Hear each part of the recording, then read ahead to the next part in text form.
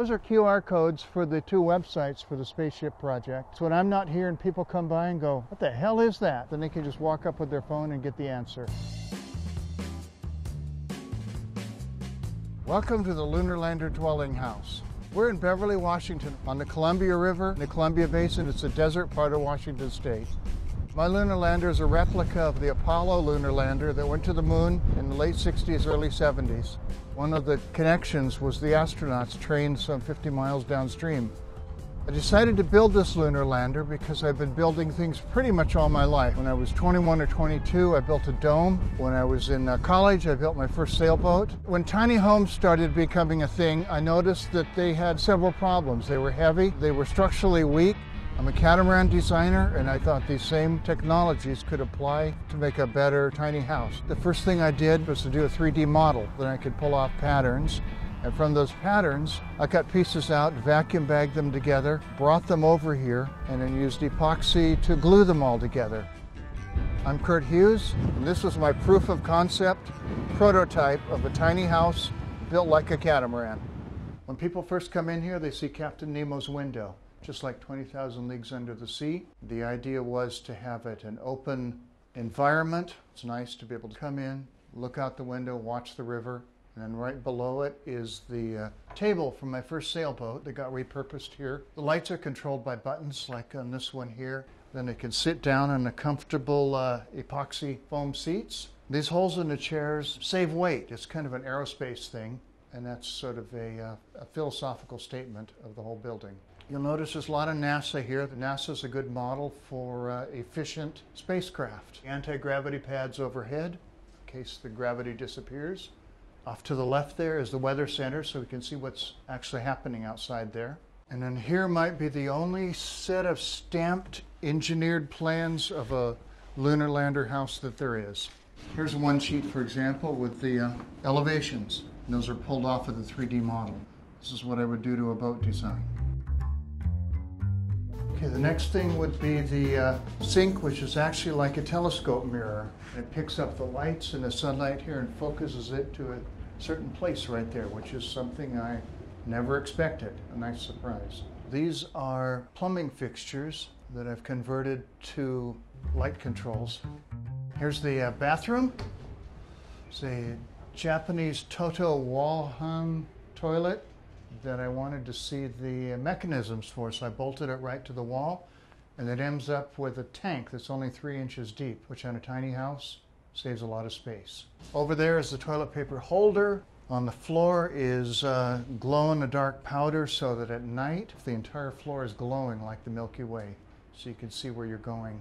And the shower has different light colors for the temperature of the water. So when the water is cold, it's blue. As it warms up, it's green. And when you get to 45 degrees Celsius, it's red. There's my compact boat bathroom on a house.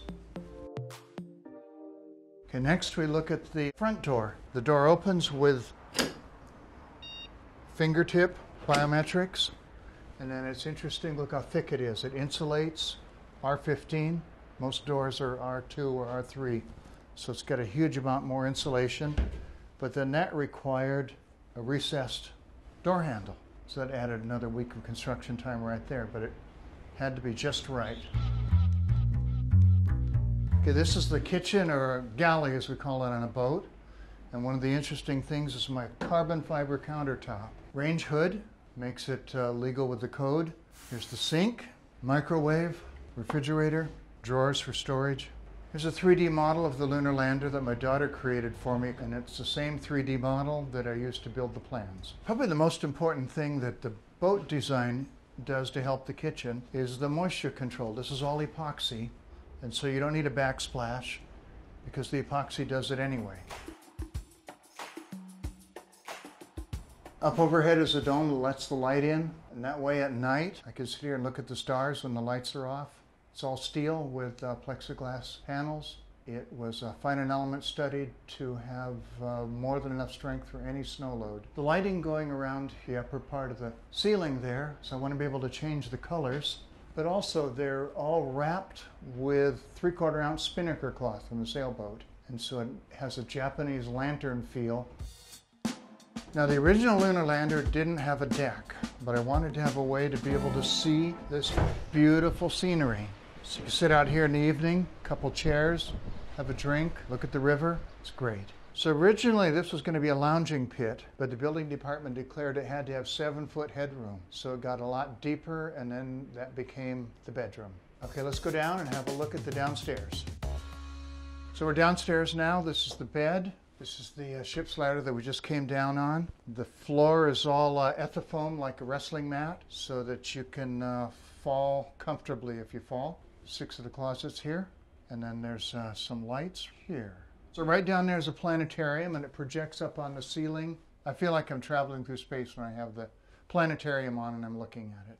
I wanted to use boat windows downstairs. The problem was the building department wouldn't allow it unless I took out the plastic standard boat windows and replaced them with double pane, argon-filled E-coating windows. And now we'll go take a look at the outside.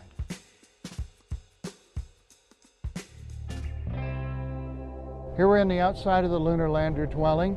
It's got some unusual features. It's not on the ground, it's off the ground. There's concrete pads at the end of each of the steel legs. A neighbor across the street happened to have a plasma cutter, and he cut out my railings. How cool is that? And he cut out the stair stringers. These structural legs are actually an improvement over the original Lunar Lander. They had 4 legs, which is an unstable configuration. This had 3, which is much more stable. You'll notice there's hold-down cables like we do rigging on a sailboat. And that's what's important to keep a very light structure weighing about just over a ton, keep it in one place. There's glow pebbles on the walkway so you can see where you're walking at night. And then there's solar-powered footlights that light up the steps all night long. So these are storage bins for outside storage and inside storage on the inside. There's never enough storage in a tiny house, so I wanted to make sure we had a lot of it. This has become my favorite place in the world. It's fun, it's interesting, and it keeps me thinking. It's just a beautiful place to get away to.